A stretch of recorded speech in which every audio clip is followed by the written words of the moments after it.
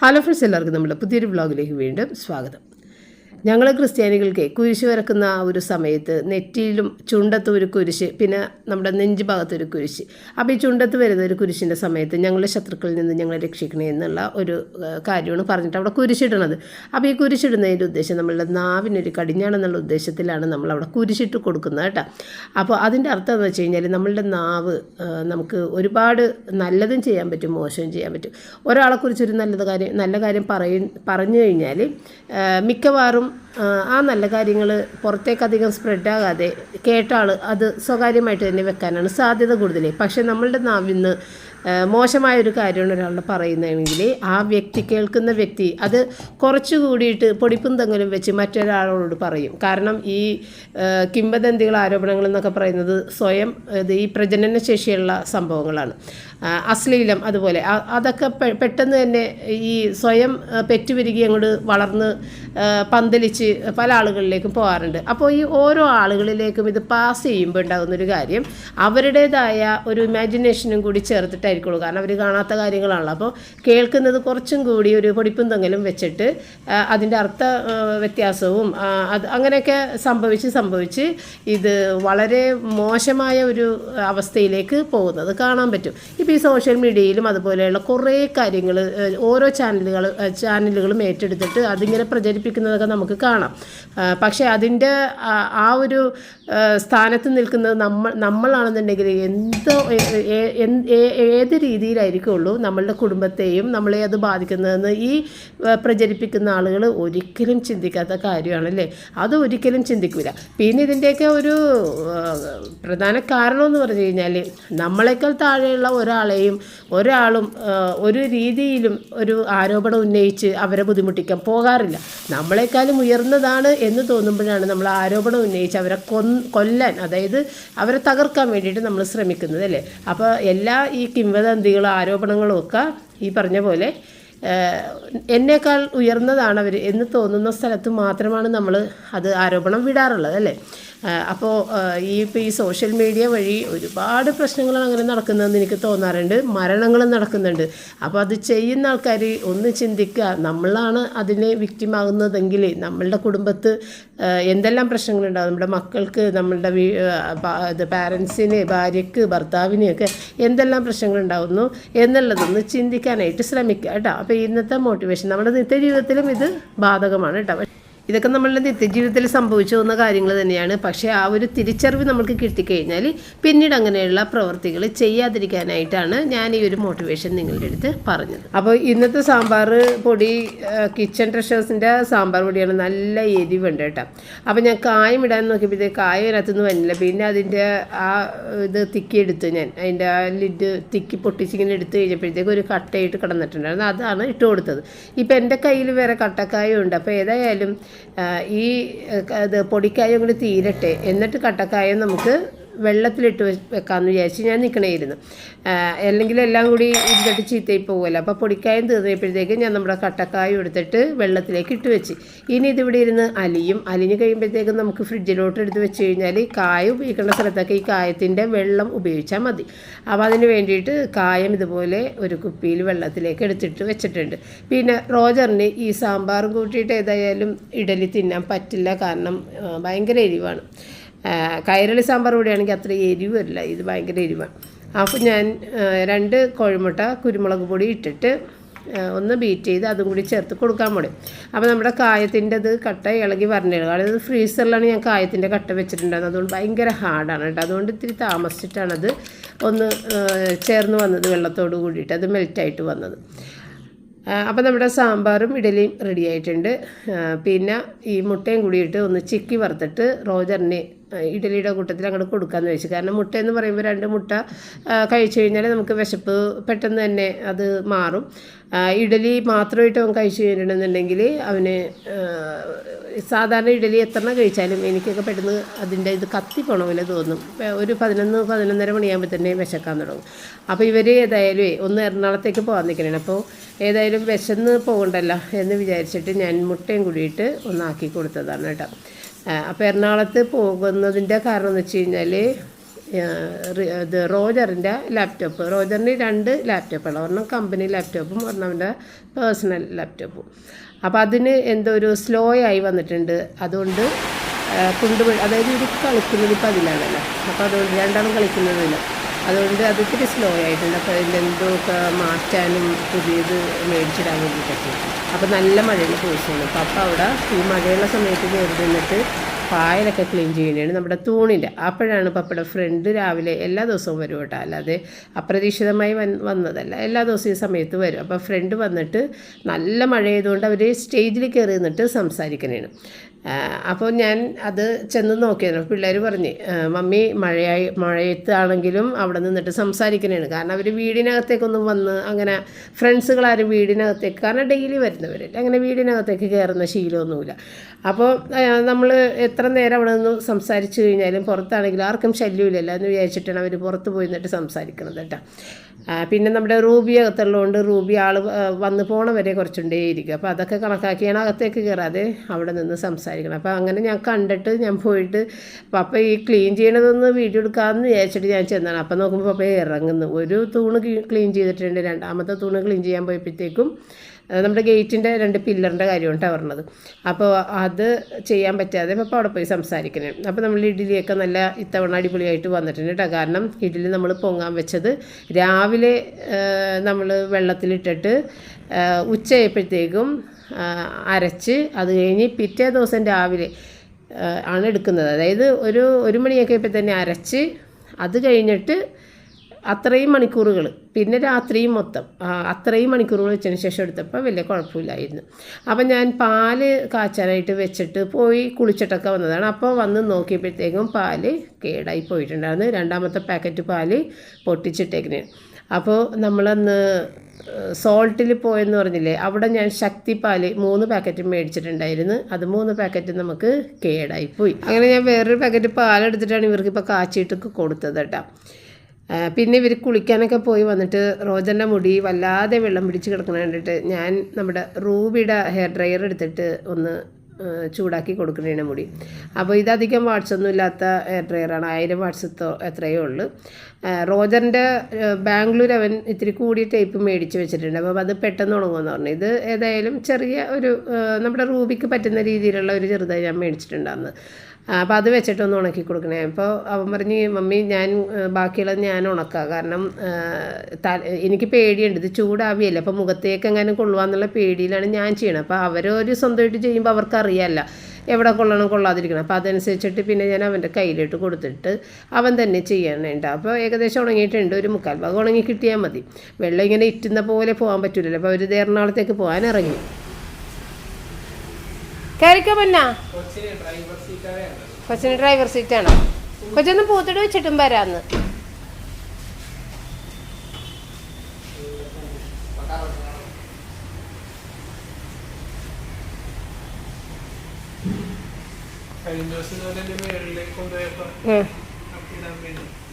എവിടെയായിരുന്നു? കറങ്ങി നിൽക്കും കുറേ നേരം. അത് അവൾക്കത് കറക്റ്റ് സ്ഥലം കിട്ടണം, അതുവരെ കറങ്ങുള്ളൂ. ഇനി അവിടെ കിടന്ന് കറങ്ങണതേ ഭയങ്കര പായൽ പിടിച്ച് എല്ലായിടത്തും പായലായിരുന്നു. കഴുകാനറിഞ്ഞ പപ്പം അതിലൊക്കെ കഴുകിയിട്ടുണ്ട്. ഇനി ഈ ഫ്ലോർ കഴുകണം. ബാക്ക് സൈഡിലൊക്കെ ഞാൻ കഴുകി വൃത്തിയാക്കിയിട്ടുണ്ട്. എടാ കൊച്ചു വന്നുണ്ട്, വണ്ടി എടുക്കല്ലേ. എടാ ഒന്ന് തുറന്നു കൊടുത്ത് ഏറ്റടാ. കൊച്ചു കയറ്.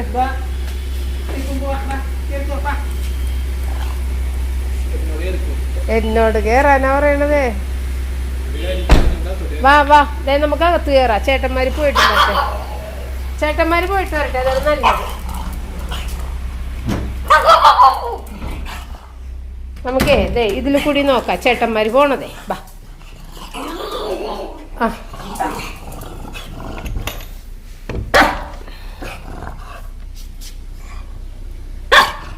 അത് മറക്കും. ഓക്കെ,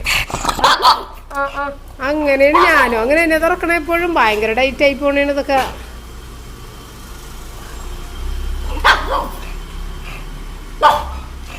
പപ്പയില്ല, പപ്പയും പോയി. ഇനിയിപ്പോൾ ഞാൻ എൻ്റെ ജോലിയിലേക്ക് കടക്കാൻ പോകുന്നു.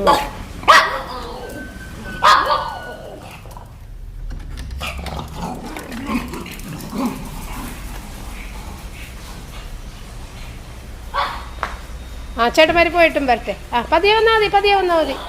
ആ പതിയെ വന്നാൽ മതി.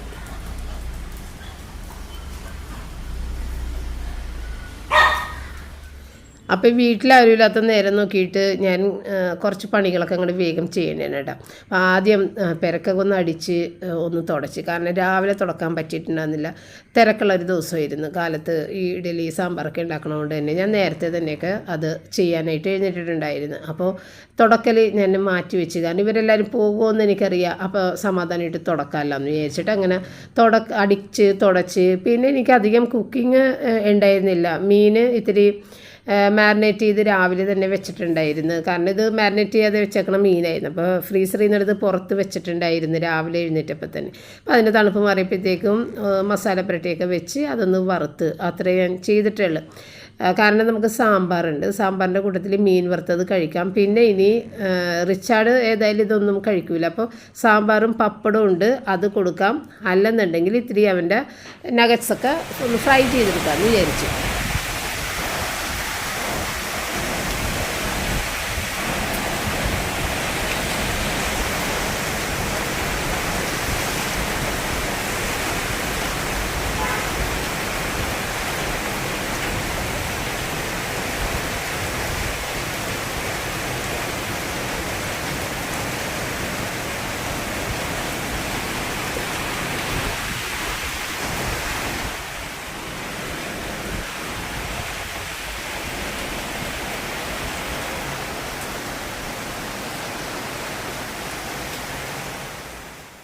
അപ്പോൾ നല്ല കനത്ത മഴയുള്ള ദിവസമായിരുന്നു കേട്ടോ.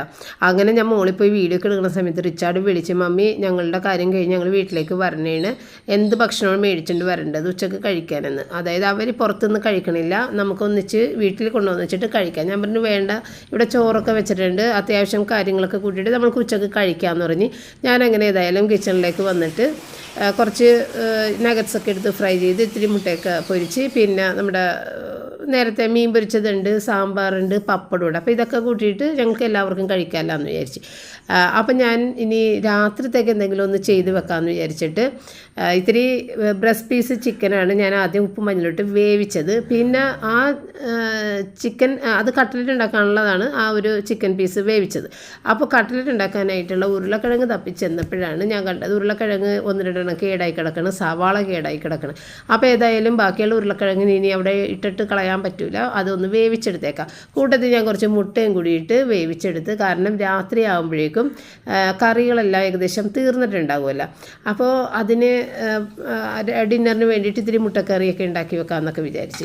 അപ്പോൾ ഇവരാണെന്നുണ്ടെങ്കിൽ ഞാൻ വിചാരിച്ചത് ലുല്ലുമോളിൽ പോയെന്നാണ് വിചാരിച്ചത്. ഞാൻ ആ ഒരു ചിന്തയിലാണ് ഇവർ ഉച്ചക്ക് അവിടെ നിന്ന് കഴിക്കും എന്ന് വിചാരിച്ചതും, ഇവർ ലേറ്റായിട്ടേ വരുവുള്ളൂ എന്ന് വിചാരിച്ചു. പക്ഷേ ഇവർ ലുല്ലുമോളിലോട്ടൊന്നും അല്ല പോയത്, കടമന്ത്രയിലോട്ടാണ് പോയിട്ടുണ്ടാകും.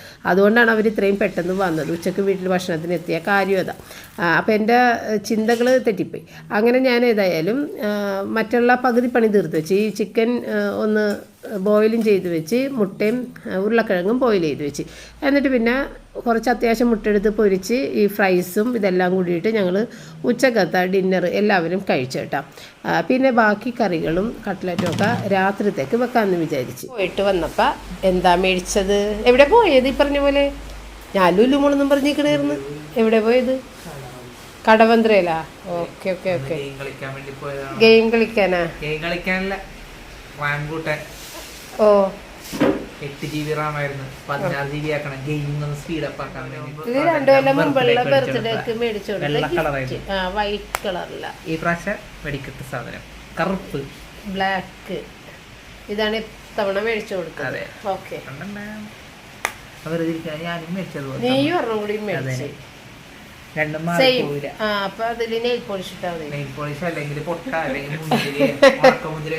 ഉണക്കമുന്തിരി ഒട്ടിച്ച പറ്റൂല, ഒരേ കളറായത്. ഒരുത്തിയുടെ കിടപ്പുണ്ട്, തണുപ്പും മഴയും ഭയങ്കര കാറ്റുമ്പോഴേക്ക വച്ച് കിടക്കണേന് പുതപ്പൊക്കെ ഇട്ട്. അപ്പൊ അങ്ങനെ 2 സാധനവും മേടിച്ചു. എനിക്ക് മേടിച്ചെങ്കിൽ നിന്നെ ഞാൻ തല്ലിക്കൊണ്ടേ. ആ മതി, പൈസയില്ല, ഫ്രീ ആയിട്ടുള്ള സ്നേഹം മാത്രം. ഓക്കെ, കൊച്ചിനുറക്കണേണ ഓന്ന് പറഞ്ഞിട്ട് ഓക്കെ, അപ്പോൾ ഇത് നിൻ്റെ പഴയത്, എൻ്റെ കറുപ്പ കറുപ്പ് പഴയത്. രണ്ടും എല്ലാം സെയിം ആണ്. ഓ, ഇത് രണ്ടും സെയിം. ഇതിൻ്റെ നീലയും വെള്ളയൊക്കെ ഉണ്ടായിരുന്നു, പക്ഷേ അത് ഇല്ല അവിടെ. അപ്പം ഇതിൻ്റെ പൈസയൊക്കെ പറ എത്രയാണെന്ന്? 5.5. 5.5. അപ്പം രണ്ടും കൂടി 11,000, 11,000 രൂപ രണ്ടെണ്ണത്തിന്.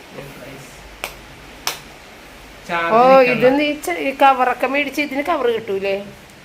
ഇത് തരുമൊന്നുമില്ല, ഇത് ചൈനയുടെ സാധനമാണത്. കവറാ? Rubber case. റബ്ബർ കേസ് ബാഗില് തൂക്കി പരിപാടിയുണ്ട്, അത് തൂക്കിയിട്ടേക്ക് നിലത്ത് കൊണ്ട് പൊട്ടിയിട്ടാണ്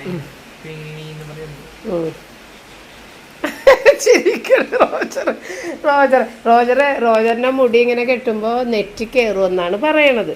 അപ്പൊ പിന്നെ ഇനി എങ്ങനെ കെട്ടും? ഇങ്ങനെയല്ലേ കെട്ടാൻ പറ്റുള്ളൂ. ഓപ്ഷൻ അതേ ഉള്ളു. അല്ല, റോജറിന് അപ്പാപ്പൻ്റെ പോലെയുള്ള കഷണ്ടി കയറ്റമാണ്. പപ്പട അപ്പനെ അങ്ങനെ ആയിരുന്നല്ല, പപ്പടപ്പന് അങ്ങനെയൊക്കെ അല്ല, കഷണ്ടി ആയിരുന്നല്ല. അപ്പം അതിൻ്റെ എൻ്റെ അപ്പന് കഷണ്ടി ഇല്ല.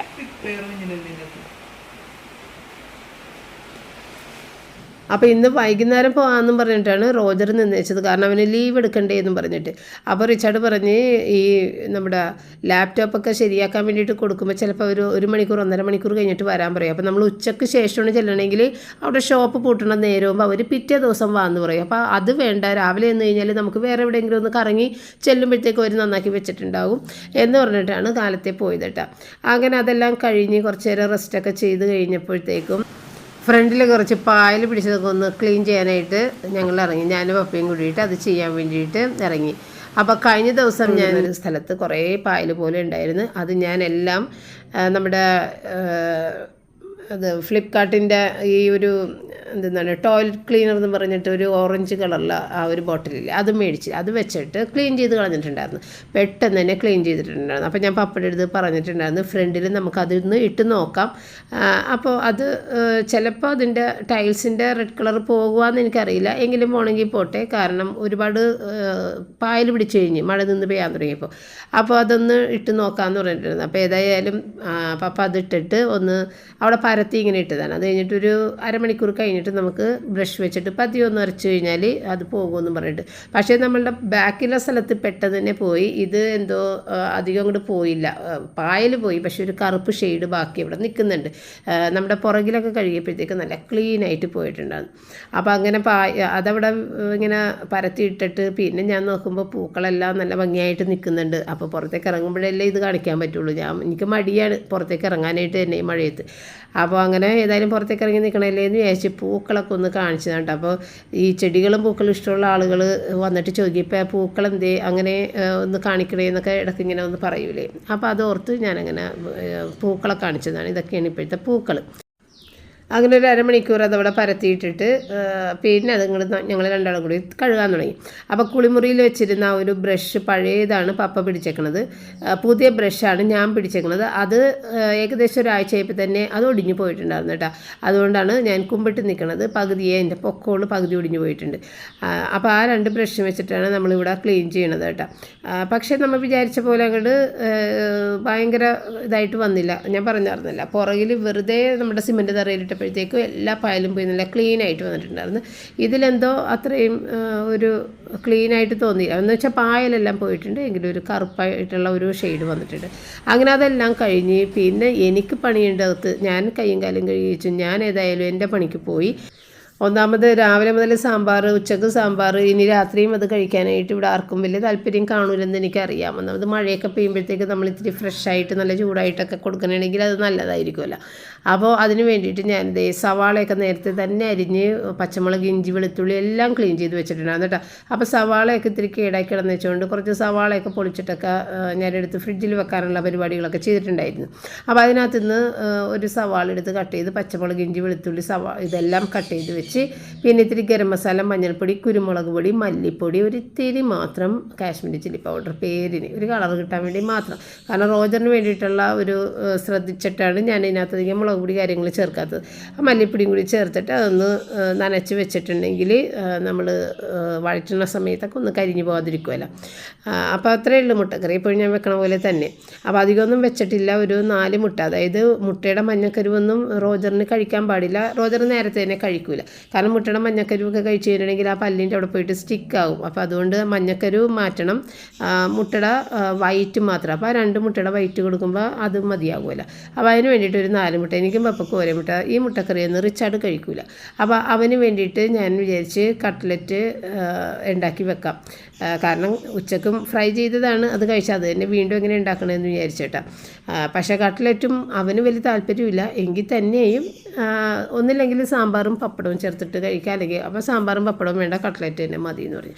അങ്ങനെ കട്ട്ലറ്റും കൂട്ടിയിട്ടാണ് അവൻ കഴിച്ചത്. അപ്പം നമ്മുടെ ഈ മുട്ടക്കറിയുടെ കാര്യങ്ങൾ കഴിഞ്ഞിട്ട് ഇനി ഇതിനകത്ത് കിടന്ന് കുറച്ച് നേരം ഒന്ന് ആ മസാലയൊക്കെ പിടിച്ച് കഴിയുമ്പോഴത്തേക്കും അതിൻ്റെ 1-ാം പാൽ ഒഴിച്ചിട്ട് അങ്ങോട്ട് ഓഫ് ചെയ്യുക. അത്രയേ ഉള്ളൂ, വേറെ പണിയില്ല.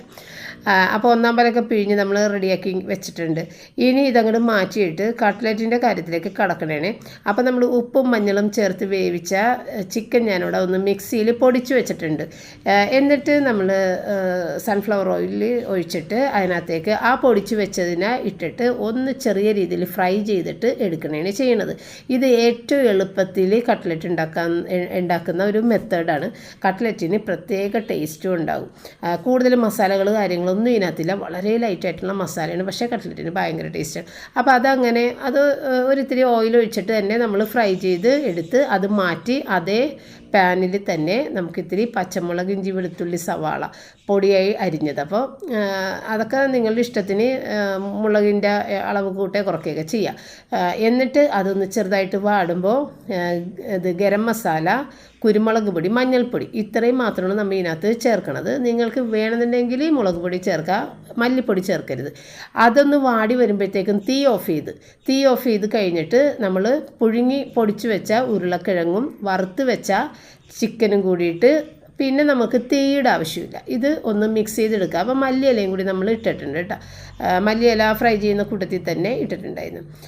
എന്നിട്ട് നമ്മളതിനെ നന്നായിട്ട് കുഴച്ച് ഉപ്പൊക്കെ നോക്കി പോരെങ്കിൽ ചേർത്ത് കുഴച്ചിട്ട് ഷേപ്പ് ചെയ്തെടുക്കുക.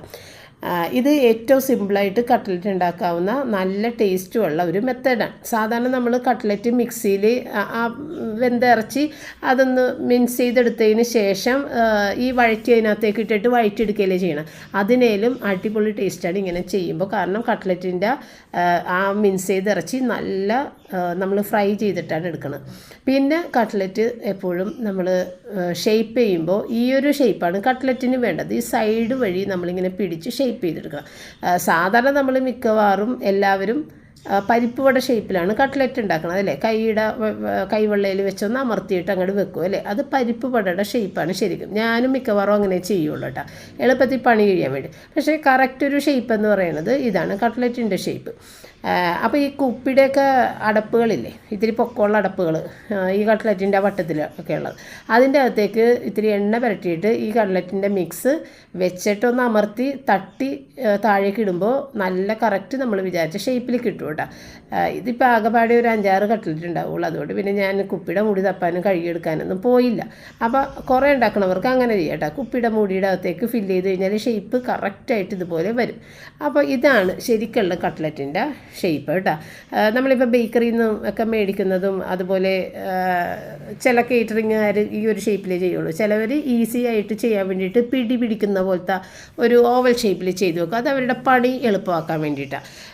അപ്പോൾ ഇതുപോലെ കറക്റ്റ് ഒരു കട്ട്ലറ്റിൻ്റെ ഷേപ്പ് എന്ന് പറഞ്ഞത് ഇതാണ്. പിന്നെ ചിലവർ ഹാർട്ട് ഷേപ്പിൽ, ഞാൻ പണ്ട് ഇങ്ങനെ പല ഷേപ്പിലുണ്ടാക്കും കേട്ടോ. ഓല എടുക്കും ഞാൻ. എൻ്റെ കയ്യിൽ ഇങ്ങനെ ഷേപ്പ് ചെയ്യുന്ന സാധനങ്ങളൊന്നും ഇതുവരെയും ഞാൻ മേടിച്ചിട്ടില്ല. എന്തോ എനിക്ക് മേടിക്കാൻ തോന്നിയിട്ടില്ല. അപ്പോൾ പണ്ടൊക്കെ പപ്പയുടെ അമ്മയൊക്കെ കട്ട്ലറ്റ് ഉണ്ടാക്കുമ്പോൾ ഞാൻ കാണാറുണ്ട്. പപ്പയുടെ അമ്മയും പപ്പയുടെ ചേച്ചിയൊക്കെ കട്ട്ലറ്റ് ഉണ്ടാക്കി എപ്പോഴും കട്ട്ലറ്റ് ഉണ്ടാക്കണ കണ്ടാണ് ഞാനത് പഠിച്ചത് കേട്ടോ. അവരുടെ കയ്യിൽ നിന്ന് പഠിച്ചൊരു സംഭവമാണിത്. അപ്പോൾ അവർ ചെയ്യുന്നത് എപ്പോഴും ഇല്ല, ഒരു ഓല ഇങ്ങനെ എടുത്തിട്ട് അതിങ്ങനെ കൂട്ടി പിടിച്ചിട്ട് ഒരു ഹാർട്ടിൻ്റെ ഷേപ്പിൽ ഇങ്ങനെ, ഹാർട്ടല്ല ഈ ഗോപി പൊട്ടില്ല അതുപോലത്തെ ഷേപ്പിൽ പിടിച്ചിട്ട് അതിൻ്റെ അകത്തേക്ക് ഈ മിക്സ് വെച്ചിട്ട് ഇങ്ങനെ അങ്ങോട്ട് തട്ടിയിട്ട് ഈ ഓല അങ്ങോട്ട് മാറ്റുമ്പോൾ നല്ല കറക്റ്റ് ഷേപ്പിലിരിക്കും കേട്ടോ. അതാണ് പണ്ട് നമ്മുടെ വീട്ടിലെപ്പോഴും ഉണ്ടായിക്കൊണ്ടിരുന്നത് വെച്ചാൽ കട്ട്ലറ്റിൻ്റെ ഷേപ്പ് അതായിരുന്നു. ഈസിയാണ്, അത് കാണുമ്പോൾ നല്ലൊരു പ്രത്യേകത ഉണ്ട്. അത് ഈ ഓല വെച്ചിട്ടാണ് ചെയ്തുകൊണ്ടിരുന്നത് വെച്ചാൽ.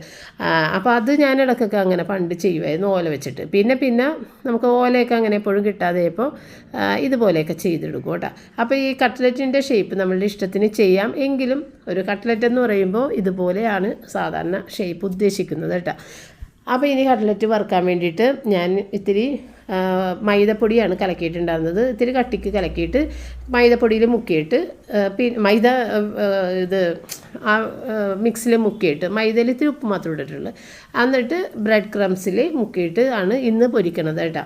സാധാരണ ഞാനിപ്പോൾ ബ്രെഡ് ക്രംസ് അങ്ങനെ യൂസ് ചെയ്യാറില്ല. ഇന്നിപ്പോൾ ഏതായാലും ബ്രെഡ് ക്രംസ് എടുക്കണമെന്ന് എനിക്ക് തോന്നി. കാരണം ബ്രെഡ് ക്രംസ് ഫ്രിഡ്ജിലുണ്ടായിരുന്നു, അതുകൊണ്ട് പിന്നെ ആ ഒരു പണിയില്ലായിരുന്നു. അങ്ങനെ നമ്മുടെ കട്ട്ലറ്റ് ഇത്രയല്ല കേട്ടോ. അത് വെച്ചിട്ട് പിന്നെ അതൊന്ന് ആയതിന് ശേഷം ഒന്ന് മറിച്ചും കൂടിയിട്ട്, ഒരുപാട് എണ്ണയൊന്നും വേണ്ട. പിന്നെ ഇതധികം ഒന്നും അങ്ങോട്ട് എണ്ണ കറുത്ത് പോയിട്ടുമില്ല, ഉള്ള എണ്ണ ക്ലീനായിട്ട് തന്നെയാണ് ബാക്കിയുള്ള എണ്ണ കിടന്നിട്ടുണ്ടായിരുന്നു കേട്ടോ. കാരണം നമ്മൾ ഇളക്കണില്ലല്ലോ. അപ്പോൾ ഈ മൈദ ഇടുമ്പോഴുള്ള ഒരു പ്രത്യേകത എന്ന് വെച്ച് കഴിഞ്ഞാൽ മുട്ടയുടെ വൈറ്റ് മാത്രം എടുത്താലാണ് പതയില്ലാതെ നമുക്ക് കട്ട്ലറ്റിനെ കണ്ടുകൊണ്ട് ഫ്രൈ ചെയ്യാൻ പറ്റുള്ളൂ. എഗ്ഗ് യോക്ക് കൂടി ചേർന്ന് കഴിഞ്ഞാൽ, മഞ്ഞയും കൂടി ചേർന്ന് കഴിഞ്ഞാൽ ഇത് പതഞ്ഞ് പോകും. അപ്പോൾ അങ്ങനെ നോക്കുമ്പോൾ നമുക്കൊരു 2 മുട്ടയുടെ ആവശ്യമൊക്കെ വരും. അപ്പോൾ അതിൽ നല്ലത് ഈ മൈദ വെച്ചിട്ട് ചെയ്യുന്നത് തന്നെയാണ്. കൂടുതൽ ക്രിസ്പായിട്ടിരിക്കുകയും ചെയ്യും കേട്ടോ. നല്ലൊരു കട്ടിയായിട്ടുള്ള ഒരു കോട്ടിങ് കിട്ടും. വേണമെങ്കിൽ ഡബിൾ കോട്ട് വരെ ചെയ്തെടുക്കാം. അപ്പോൾ അതുകൊണ്ടാണ് നമ്മൾ മൈദ എടുക്കുന്നത് കേട്ടോ. ഒരു കുഴപ്പമില്ല. മുട്ടനയിൽ നല്ലത് എനിക്ക് മൈദയായിട്ടാണ് സാധാരണ തോന്നുന്നത്. അപ്പോൾ ആദ്യം നമ്മളൊന്ന് മുക്കി, വീണ്ടും അത് ബ്രെഡ് ക്രംസിൽ മുക്കിയിട്ട് വീണ്ടും മൈദയിൽ മുക്കി ഒന്നുകൂടി ബ്രെഡ് ക്രംസിൽ മുക്കിയിട്ടൊക്കെ ഇടുക കേട്ടോ. അപ്പോൾ കട്ട്ലറ്റിന് നല്ല വലിപ്പവും കിട്ടും. ഈ നഗറ്റ്സൊക്കെ അങ്ങനെയാണ് അവർ 2 പ്രാവശ്യം കോട്ട് ചെയ്തിട്ടാണ് എടുക്കുന്നത്. അതുകൊണ്ടാണ് നല്ലൊരു ഔട്ടർ കവർ അതിന് വരുന്നത്. അപ്പോൾ കറികളൊക്കെ ആയിട്ടുണ്ട്. ഇനിയിപ്പോൾ ചോറിനമ്പോഴാണ് മീൻ വറുത്തതുകൊണ്ട്, സാമ്പാറുണ്ട്, പപ്പടമുണ്ട്. അങ്ങനെ ഇത്രയേ ഉള്ളൂ ഇന്നത്തെ വീഡിയോ. അപ്പോൾ നമ്മുടെ റൂബി ഉച്ചയ്ക്ക് കിടന്നുറങ്ങിയതാണ് കേട്ടോ. അഡ്വഞ്ചറസ് ആയിട്ടൊക്കെ കിടന്നുറങ്ങുള്ളൂ, താഴേക്ക് വീഴാൻ പോണ പോലെയൊക്കെ കിടന്നുറങ്ങുള്ളൂ. അപ്പോൾ ഞാനിത് വോയിസ് ഓവർ എടുക്കുമ്പോൾ ഇവിടെ കിടന്നുറങ്ങണുണ്ട്. അപ്പോൾ ഇന്നത്തെ വീഡിയോ ഇത്രയൊക്കെ ഉള്ളൂ. ഇവിടെ വെച്ചിട്ട് വൈൻഡപ്പ് ചെയ്യുന്നു. ഇനി നമ്മൾക്ക് അടുത്തൊരു വീഡിയോയിൽ വീണ്ടും കാണാം. താങ്ക്